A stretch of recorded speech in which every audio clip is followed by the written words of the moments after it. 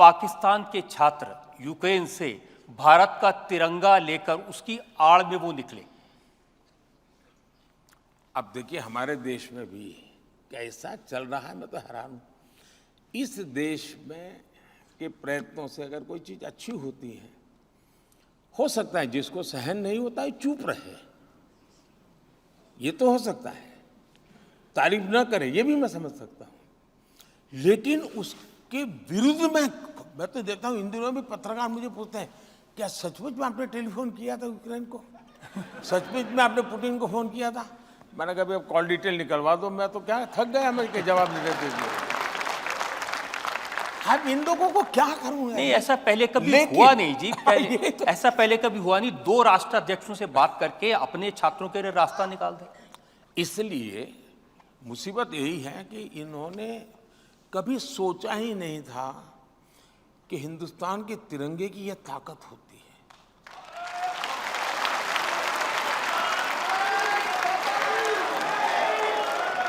और मेरा पहला अनुभव मैं बता दूं, मैं चीजों को ऑब्जर्व करता हूं, स्टडी करता हूं, एनालिसिस करता हूं।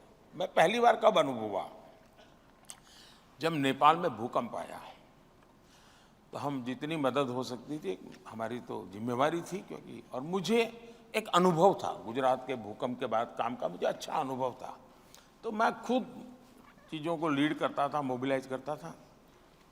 लेकिन मैंने वहाँ देखा दुनिया के करीब 40 देश के लोग होंगे जिनको हमने कोई न कोई मदद करके नेपाल से बाहर निकाला।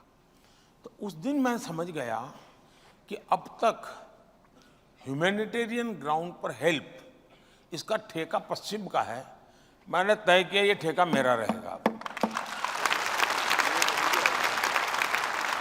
और इसलिए आपने देखा होगा कोविड में हम लोग चाइना से लोगों को वापस लाए, तो बहुत सारे अन्य देशों के लोगों को लेके आए। यमन में मुसीबत आई, हम अन्य देशों के लोगों को ले आए और उनको बाद में उनके देश में भेजा। अभी सूडान में हुआ हमारे देश के साथ, वहां भी अन्य देश के लोग फंसे थे, उनको भी ले आए। तो आज दुनिया में जो कभी हमारा नाम नहीं था, कि वरना तो ये था भी ये पश्चिम की दुनिया का ही एक प्रकार का उस पर ओनरशिप थी कि भाई ये ह्यूमैनिटेरियन ग्राउंड पे काम होना वाले यही लोग करते, ये लोग तो बिल्कुल कुछ नहीं करते। आज स्थिति ये है कि भारत, आप क्या करोगे मुझे पूछते हैं लोग, आप कैसे करोगे पूछते हैं, और मैं करता भी हूँ। अब जैसे आर्टिकल 370 जब वापस लिया, तो आपको इस बात की चिंता नहीं थी कि ये मिडिल ईस्ट के देश नाराज हो जाएंगे, कोई अरब कंट्रीज हमसे नाराज हो जाएंगे, हमारे 4 काम बंद कर देंगे?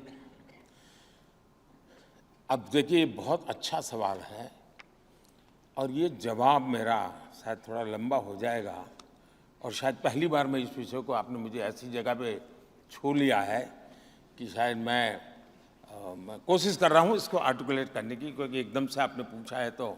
लेकिन हमारे देश में जब भी कश्मीर की बात आती थी तो 70 साल तक इसको इंटरनेशनलाइज किया गया। दुनिया का हर देश कश्मीर के मुद्दे पर भारत को कटघरे में खड़ा करता था। थोड़ी बहुत अटल जी ने कोशिश की थी कि टेररिज्म को सेंटर पॉइंट लाए, लेकिन कुल मिलाकर के दुनिया में, और इसलिए 370 के संबंध में भी ये स्वाभाविक था कि दुनिया कोई बहुत बड़ा नाराजगी व्यक्त करेगी। हुआ उल्टा। दुनिया ने जितने देशों को लोग मानते थे कि इन मुद्दों पर भारत पर वो नाराजगी व्यक्त कर सकते हैं, भारत को घेर सकते हैं, अधिकतम लोग मौन रहे।